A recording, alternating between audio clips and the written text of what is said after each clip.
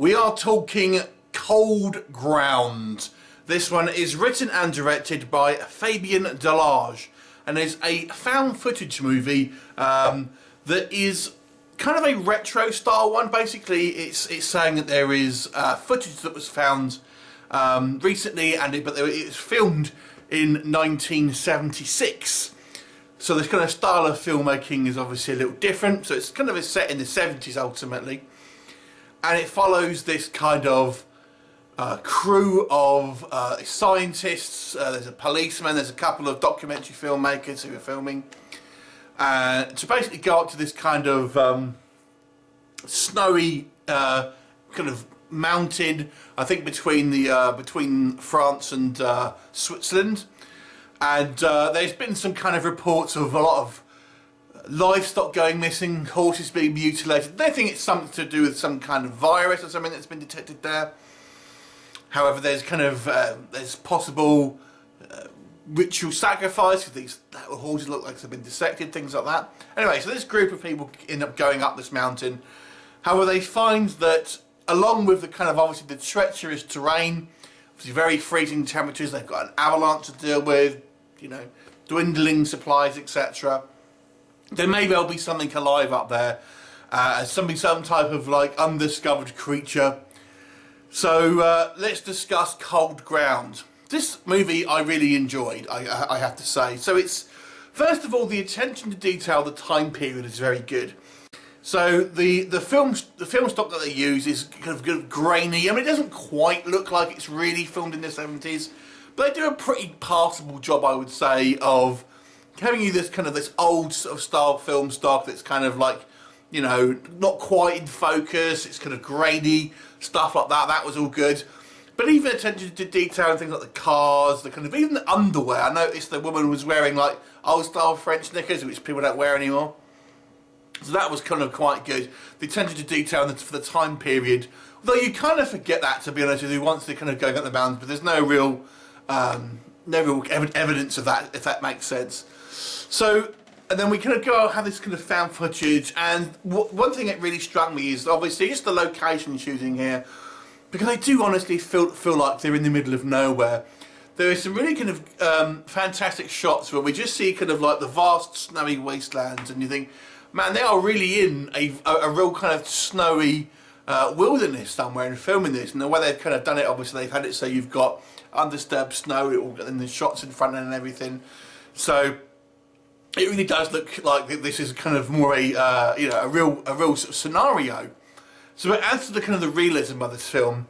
And then we have these kind of strange kind of attacks with something kind of in the dark. And again, the way they do that, I thought was very good. It seemed very realistic. The movie is actually, for the most part, spoken in French. There are a few scenes that they characters speaking English, but for the most part, it's spoken in French with subtitles. But I thought the acting was all very good by all the cast. There is one English girl who the acting maybe is not quite as strong, but for the most part, the characters are all, I think, did a fantastic job.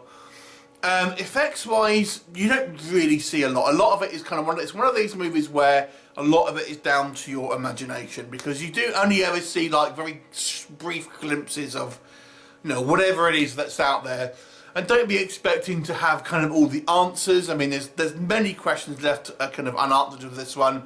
What are the creatures? I mean, there's talk of why this particular area that they're going to is so cold on the ground, and what is the kind of the bacteria that they're talking about, things like this. You can speculate, but it was quite fun because leaving it somewhat kind of ambiguous, it kind of makes you kind of think, what's actually kind of going on here. The actual creature designs, like I said, you don't see very much, but when you do see them, this is going to be a slight spoiler, they kind of look like werewolves, but you don't really know what they are, to be honest. What doesn't work for me, I think, is to be honest with you, with the attempt to kind of have this authentic looking, it's sometimes a little hard to see who's who, because everyone's wearing these big, like, parka coats, things like that. It's all kind of filmed with a kind of grainy, kind of out of focus look, in the dark, in the snow. So sometimes you kind of lose who's actually, you think who's dead, who's alive. It's hard to kind of tell sometimes, and all you're seeing is kind of people's like faces and like this. So it's kind of difficult to sometimes see kind of, what's actually going on. And there are just a little bit, there's a few scenes here that just drag just a little bit for me.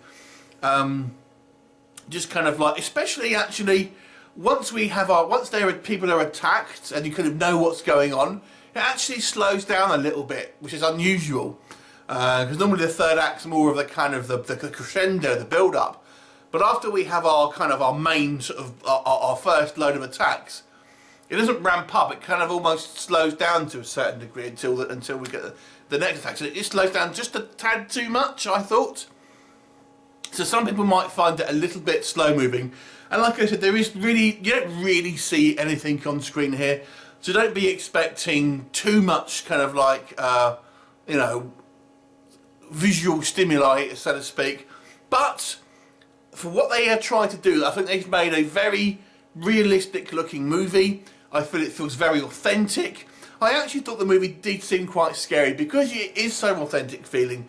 You do really feel like these kind of guys are really just on their own, and the kind of the hope of survival is so kind of negligible because they've got so many odds against them. It does really give you that feeling of isolation, and kind of danger can kind of come from anywhere, and they're really kind of outmatched and stuff like that. And I actually quite like the fact that you can kind of speculate about what's going on and all these kind of things that may happen.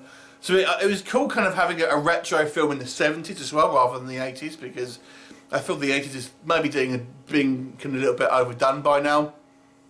But I would recommend this film for those of you who like found footage films, also those who like slower movies and kind of that. I mean, it's a 70s set film, and that's kind of what the 70s movies were like. They were slower, so it kind of does go hand in hand with that. So I feel if you were a fan of the like 70s style horror films, although this isn't really like a 70s style, made like a 70s style movie, it does feel traditionally and kind of authentically 70s, if that makes sense. I'll give this movie a 7 out of 10. I think it's worth a watch, actually. It's pretty damn interesting. I enjoyed this one quite a bit. 7 out of 10. Have you seen it? What did you think of it? Leave a comment. And I look forward to seeing you next time. Bye for now.